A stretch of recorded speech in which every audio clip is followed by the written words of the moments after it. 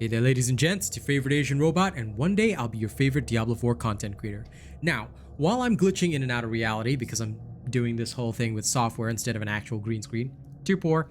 Anyway, I'm gonna go through the patch notes for the latest patch. Okay, so that's patch 1.0.3. Okay, it was released on June 27th.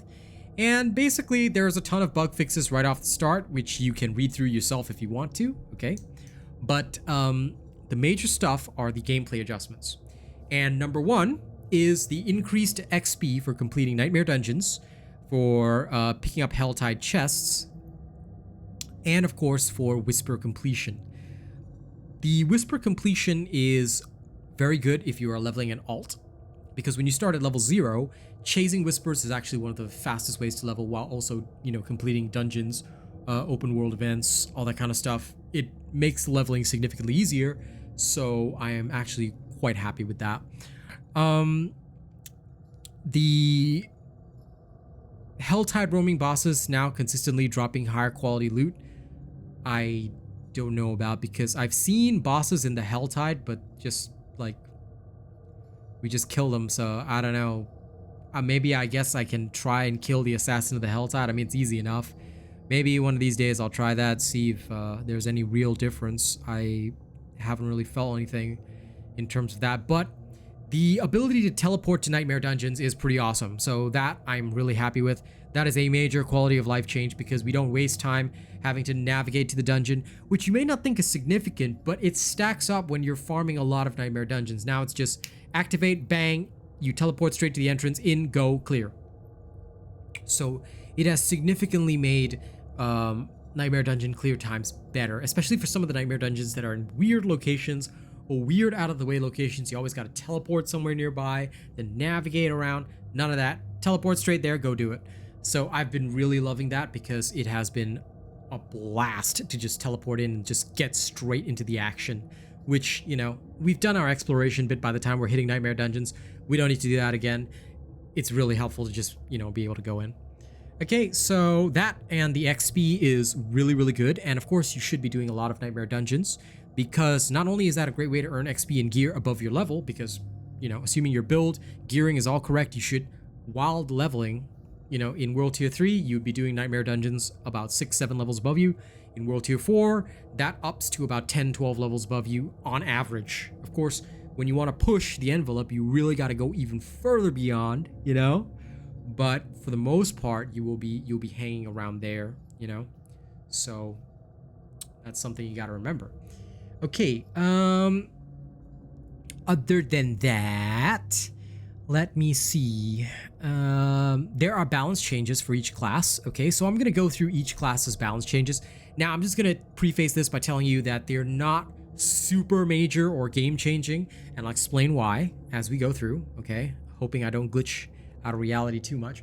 But, okay, I will explain why they're not that major, despite the fact that there are some articles floating around on the internet, which I saw. Woke up this morning, looked at my phone, you know, checked some of those articles, and they were like, oh my god, you know, this is going to be a major change. I'm like, are you for real? Most of the skills that they upped have nothing to do with the major builds in the game. Like, the top tier builds don't even touch most of these skills. They will help leveling. They will help the leveling process, so when you're leveling an alt, but it's not going to touch any of the major builds toward endgame. All right, so let's go through with it. So first, starting out with the Barbarian. The Barbarian received a slight damage bonus to Lunging Strike. Now, this doesn't really matter, but I guess it can help you clear, like, you might get an extra kill off a trash mob in the high level Nightmare Dungeons from this increase, but what is more important is the Fury generation. Getting an extra Fury point is more heavenly than it sounds, okay? It adds up over time, and it is very, very important to have that. So yeah, I'm really happy with the Fury generation increase. Bash and Frenzy also received increases, but they're like, nobody uses these anyway because Lunging Strike is such a good mobility tool. FYI, clever use of Lunging Strike can actually get you out of trouble as well, as long as there's an enemy positioned in a way that you can swing at it. So please do understand that Lunging Strike is the superior choice amongst all these. Nobody ever uses the others, except I guess if you go in a weird Ren build, you can use some Flay, but most of the time it's Lunging Strike. The change to Double Swing might help those I guess, one-handed builds if people want to do weird stuff like that. The kick change, nobody uses kick, nobody uses charge. Leap would help you with the levelings side, I guess, by making enemies even slower, but because the slow doesn't really last for that long, and I mean, there's not a great difference between 50 and 70, I don't know how much use this might be, but yeah, sure, you know what? It's a small buff, I'll take it. Nobody uses Iron Skin, and Call of the Ancients is only used for leveling. So during the leveling phase, you will get more bonus attack speed, which would make leveling clear speeds faster. And when Season 1 drops, you'll probably see me run the Call of the Ancients Barbarian again, just to start things off with. And then after that, I will switch over to the Wrath of the Berserker and the Shouts. So that's a thing as well. Iron Maelstrom has received a cooldown reduction, therefore making it slightly more viable on builds that actually use it. I think there are a couple of weird builds like that. But most don't, because Wrath of the Berserker Unstoppable is a godsend. Basically, World Tier 4, as you all should know, most of the time Unstoppables are the most important, and the more you can stack, the better. So that's why nobody really uses any of the other skills, because when you're not unstoppable, you can't do shit anyway. And getting CC'd is terrible, and will literally lead to your death when you're fighting way above your level. So yeah, Unstoppable is basically the key. So I don't see much use for Iron Maelstrom either. I mean, that's literally the way they've designed their game, so buffing all of this isn't going to help unless you're going to give me constant Unstoppable. Okay, Bounding Slam. I don't even know what this is because I've never really even used it. So there you go. The legendary aspects that got buffed are all the flat damage legendary aspects, which are literally never used anyway. In terms of Iron Warrior aspect, let me just go check that in the background. I roughly recall this one.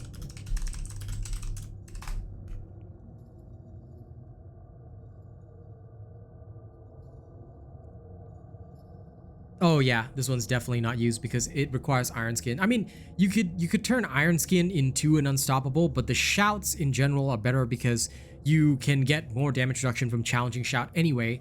And of course, the Martial Glyph coupled with the Bold Chieftain Ring just makes your Shouts cool down really quickly, so I don't see much use from that. So yeah, the other changes don't really impact on anything much in the builds, but hey, you know, that's what it is. So that's why, you know, this Barbarian change is relatively minor.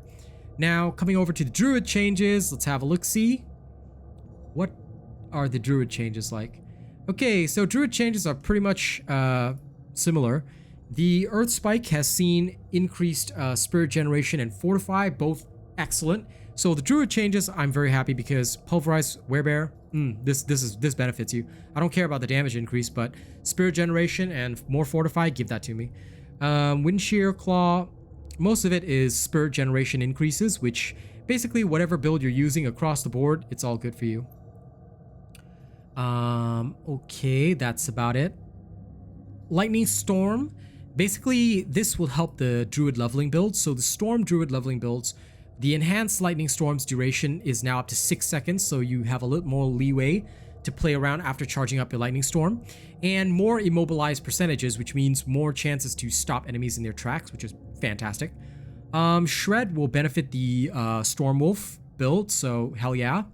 That received a base damage increase, more healing, you know, all that kind of good stuff. So yeah, actually this was majorly buffed for the Druid. So Stormwolf is probably going to see much more use. In fact, probably just as competitive as the Pulverized Werebear. So this is going to be a major change. Hurricane, again, this is part of Stormwolf, so this is a good change for them. The other stuff is all pretty much Stormwolf stuff. So yeah, we didn't get much change to the Pulverized Werebear, but the Pulverized Werebear is still bloody strong. So I'm probably still not going to switch over to Stormwolf because I just have no incentive to do so. I like being a bear, all right? I just can't get over the damage reductions and the Unstoppables. In terms of the passives, again, they mostly benefit Stormwolf, not the Pulverized Werebear build. And legendary aspects, once again, they don't benefit the Pulverized Werebear. So for all you Werebear users, nothing much changed except Earth Spike has additional Spirit and more Fortify, which is epic. And if you're still stuck using Maul because you don't have the Insatiable Fury, then, well, you still get more Spirit. So either way, you're still doing good. Stormwolf's got a very decent buff overall. Okay, let's switch over to the Necromancer now. How is the Necromancer doing? In terms of the Necromancer, Shadow Necros got a little bit of a buff via Reap, okay, and Blood Necros get a bit of a buff thanks to Hemorrhage, and Hemorrhage has a very fast attack speed anyway, so Essence Generation is pretty good. Bone Splinters for Bone Necros also get a mini buff, but it's mostly from the Essence Generation, although realistically speaking, late game you don't bother generating Essence via your basic unless you're really in trouble, so yeah, that's another thing. Sever getting a damage increase, yeah. This one will buff the Shadow Blight Necros as well as some of the other Shadow Necros. So that one I think is worthwhile, especially because Sever is a great way of applying vulnerables. Alright, and we all know the importance of vulnerability, yeah? Blood Lance. Blood Lance's change will affect Blood Necros.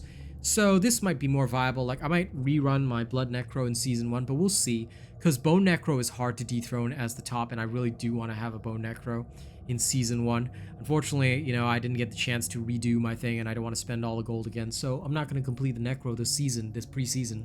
But come Season 1, I'm probably going to go Bone all the way, unless it gets seriously nerfed. Bone Prison and Iron Maiden are not really used, so the changes don't really matter.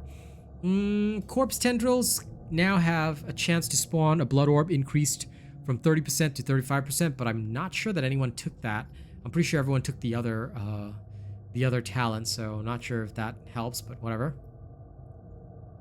Bone Spikes, base damage increased from 80% to 120%. Not sure if anyone used that.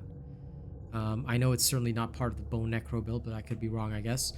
Raised Skeletons and Golems. Okay, so this one, if you use curses in your builds along with minions, which the Blood Necro, the Blood Minion Necro, which is great for leveling up, especially if it's your first character, this will help your Golems target those who are cursed first.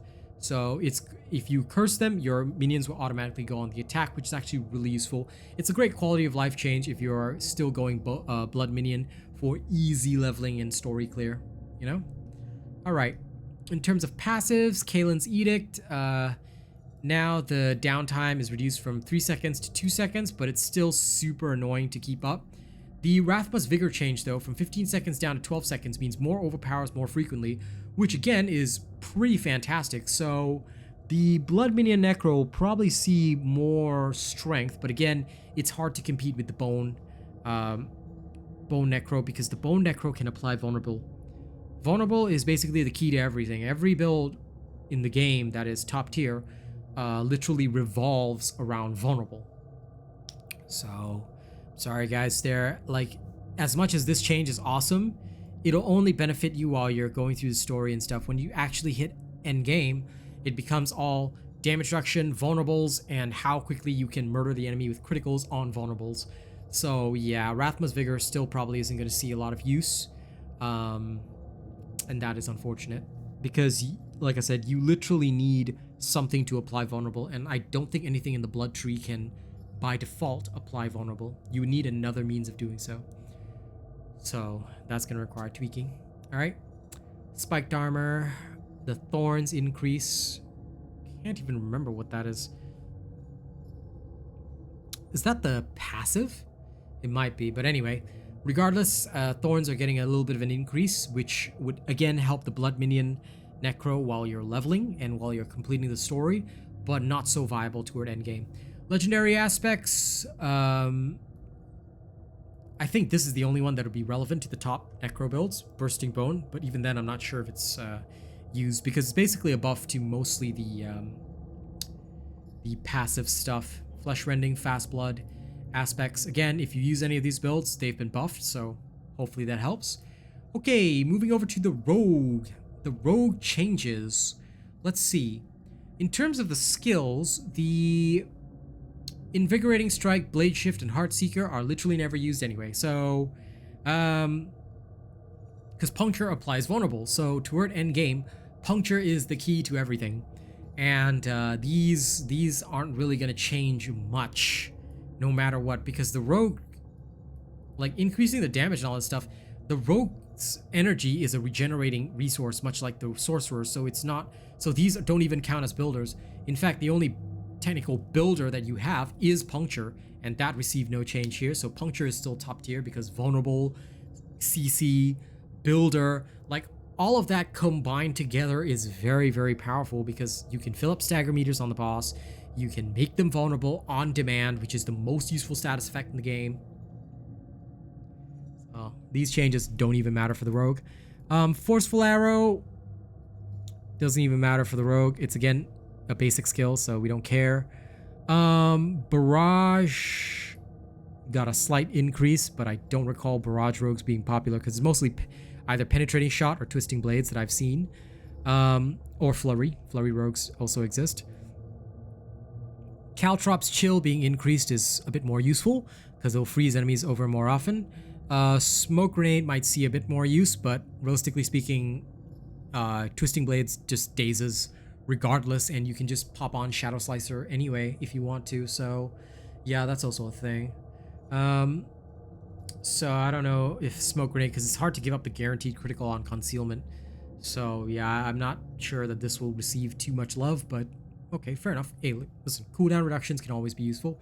Rain of Arrows, again, this is not very useful because it is an ultimate, and in general, the rogue builds don't really focus on the ultimate too much.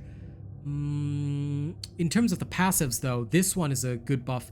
Close quarters combat on the rogue, I'm actually eager to try this out. You will get a damage bonus increase from 20% to 30%, so this one is pretty nice, not gonna lie. Kind of happy with that because it means that I haven't checked the tooltip yet because I was playing Barbarian this morning, but it should read 15%. So this attack speed buff I'm kind of happy with, and that was the only real passive that got a change. So yay for Twisting Blade rogues. Woohoo! We get faster attack speed, so we can stab things even faster. And because this attack speed is not just on your basic attack, it also helps if you're running Inner Sight for anti-boss. So close quarters combat does have a nice 30% buff now. Legendary aspects, I do not recall any of these being relevant for my Twisting Blade rogues, but I suppose it could be useful, especially the Umbrous aspect, lucky hit chance. If you got high lucky hit chance to gain a Dark Shroud for damage reduction, you could go with that. But for my damage reduction, I'm probably, despite the situation, right, with the rogue, I am actually probably going to go still with Aspect of Might and Aspect of Disobedience. Why? Because armor is just so crucial toward World Tier 4 that I just cannot envision not having that in the build, so that's a thing as well. Cheats aspect can sometimes be considered a substitution because it'll like you will take less damage from any enemy that is affected by CC, but the problem is that some of the biggest enemies in the game are bosses, and you cannot CC them until you fill up their stagger meter. So that is where the aspect of disobedience comes in a bit more in handy than the cheats aspect. So I'll be definitely doing some more of those tests as we go along. Okay, and Eyes in the Dark, increased death trap cooldown is reduced, so I don't know if anyone makes use of this and the death trap, but if you do, well, there you go. Okay, Sorcerer changes. Let's have a look-see. What happened with the Sorcerer?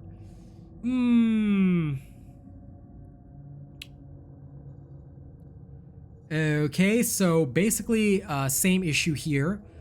There are builders that are literally never used. Were all increased, but these, like I said, these are not builders because mana is a regenerating resource, so the increase to this like really is totally irrelevant because you never use any of these anyway. I guess Frostbolt might see some use in ice-based builds as a basic, but yeah, the base damage increase probably, I guess it might help a little bit when you're leveling. Firebolt, if this applies, if the damage increase also affects the enchantment effect, then that is really good because pretty much every good sorcerer build runs Firebolt. Just for the massive increase to burning enemies and the ability to get damage reduction versus burning enemies, which is hella useful. So that change I'm happy about. Charge Bolt, very good for my Lightning Sorcerer build. Although I'm not finishing it this particular season, this particular preseason, and the reason is because I just don't enjoy the Sorcerer's playstyle at all. Having to use 4 defensive skills, I'll wait for Sorcerer to get buffed in Season 1, because having to use 4 defensive skills just to keep your character alive is, to put it nicely, ass. And I really don't want to do that. That's the biggest gripe that I have with the Sorcerer. It's not fun to play. Excuse me. Some people say, well, actually, how are you having trouble with the Sorcerer? And this is something that I've mentioned on stream. People have asked me, how are you having trouble with the Sorcerer? Because literally the Barb also uses literally 3 Shouts and Wrath of the Berserker. So it's not like you're using any other skills other than Lunging Strike and Hammer of the Ancients. Yes, but Hammer of the Ancients gives you the satisfaction of very, very big numbers. So that's a thing. That's a thing. All right. And yeah, somehow yelling your enemies to death like Junker Queen is a lot more fun than having to put up 4 different defensive types of barriers and run as much cooldown reduction as possible just to survive, you know, situations with said barriers. So please forgive me for saying this, but yeah, no. Sorcerer is not my jam right now. I may finish it if I get a chance close to the end of the preseason, because the Sorcerer is less messed up than my Necro, definitely, but on a scale of 1 to it's not exactly the best situation, it's not exactly the best situation for the Sorcerer right now. Sorry, not sorry. That is how it is. Okay, let's see, what else? In terms of Incinerate, I guess this is great for Fire Sorcerer builds. I'm not sure if anyone even plays a Fire Sorcerer. I rarely see them around. I only see Ice Shards and Blizzard mostly, and the occasional Lightning Sorcerer using what I'm using. Fireball, again, irrelevant to have the mana cost decrease because we only ever use this as an enchantment. Again, maybe it'll help Fire Sorcerers. Frozen Orbs increase. I'm not sure if any builds use this, genuinely, because Ice Shards is so far superior. But I guess, you know, it could see some use. Blizzard having a base damage increase is nice, I guess. Ice Blade's chance to apply vulnerable being increased. Again, not quite sure how that'll run unless you're running a hardcore cooldown build to spawn lots of Ice Blades, but I'm not even sure if that'll work anymore. Summoned Lightning Spear's maximum damage bonus increased from 100% to 160%, so I guess that's good, because this one I guess will help the damage. Actually, you know what, the Lightning Spear change might make me try my Lightning Sorcerer again, because since I'm using unstable currents all the time, which summons dozens of Lightning Spears, this could help out. And the Crackling Energy increase I'm also pretty happy about, because it's 5% increase overall, and you always have Crackling Energy because you literally almost always have your ult up anyway. So that could be pretty cool as well. Definitely something worth considering. In terms of the legendary aspects, again, Concentration and Snow Guard is probably the 2 that would see the most use because of the damage reduction that you get. But yeah, these overall are pretty awesome. So not sure about the others though. These ones, you know, I leave it to you. Abundant Energy has to change to an additional enemy. I can't even remember what this one is for because, like I said, again, I don't think I ever touched any of these. So yeah, these are okay. And again, I haven't used any of these staffs, but the Staff of Lam Essen received a nerf. So that one's hilarious. Although most sorcerers would be forced to use a focus and a wand anyway. So... And the reason for the focus and the wand is because you're relying on 4 defensive skills, all of which have cooldowns. So the focus can roll cooldown reduction in addition to its innate cooldown reduction, which is how you get so much cooldown reduction on the sorcerers. So I wouldn't see... So although the staff is getting a nerf, I don't think anyone is going to be caught dead using a staff. Mostly because, yeah, slower attack speed and also the fact that cooldown reduction is king. Especially once you get to World Tier 4, you can roll some pretty big cooldown reductions on your focus alone. And you combine that with your amulet, helm, your cooldowns are literally nothing at all. So yeah, and of course the fact that, you know, for lightning sorcerers you cool down so fast due to like your passive, your key passive and the crackling energy. So yeah, I don't think the trade-off is worth it. but I mean, I guess we'll see. Let's see if anyone can, like, a lot of these changes affected, and the reason why I'm not excited for a lot of these changes is that these changes affected stuff that nobody cares about. These changes affected stuff that is literally unused and would not be used in any of the top tier builds. So I guess it remains to be seen if any of the changes will have an impact. I guess people who know more and who play the weirder builds, they might get excited for this, and maybe they can, you know, turn a weird build into a top tier build from any of these changes. I certainly don't see them happening because they don't change, like, they haven't changed anything for the top, you know, S tier builds such as Bone Necro, you know, Ice Shard Sorcerers, Lightning Sorcerer, Arc Lash Sorcerers, Twisting Blades Rogue, Penetrating Shot Rogue. Like, a lot of that, none of that really changed. So yeah, either way, you know, this is the patch in general. The best part about this is the Nightmare Dungeons XP and all that. I am thoroughly enjoying it. The balancing changes for the classes have not really had much impact on me, but I look forward to seeing, you know, what comes of it, and, you know, maybe if there be any changes for season 1, might be very interesting. But for now, thank you all very much for watching. Don't forget to like, share, and subscribe, and of course, don't forget to play Diablo 4 and enjoy the new patch. Allow me to thank my channel members before we go, because we always have to give our thanks to the lovely people that are supporting us. Okay, thank you to all of our tippers, donors, all those lovely people as well. You guys are freaking amazing. All right, I adore you guys. Thank you so much for, you know, keeping me up and running throughout this entire time. You guys have been fantastic with that. Here are the top channel members that are supporting us right now. Death Dawning 982 at Plus Ultra, our top channel member. We've got OG, Jerry Fast, Rogue Assassin, and Zach NFG at Prestige. Thank you guys so much. In terms of our honored robots, we have Bob John, Maxim Lotz, Corey Ryu, David Lashin, Mookie Mocha, Rena, Chase Taylor, Scuddy, Nathan Strong, Sabingu, AKJ, Lady Neo, Joey Danze, A Ripley, Daraverse, JD12, I'm Peeps, Syed Assad, Coda CMF, Kami SMH, Conrad C, Nate the Great, Benjamin Savage. Many of these people have been members for a long time, so thank you guys so much. Thank you to all of our cool and weird bots as well. Special shout out to Mr. Cream Puff. You are amazing. Okay, we support you. We are here with you. Thank you to everybody for watching this video. You know, I know it was long, but I hope it was a fruitful discussion. So, and of course, everything is structured so you can skip ahead to the section that's relevant to you. All right, thank you very much. I'll see you on the next video. Y'all have a good one. Bye.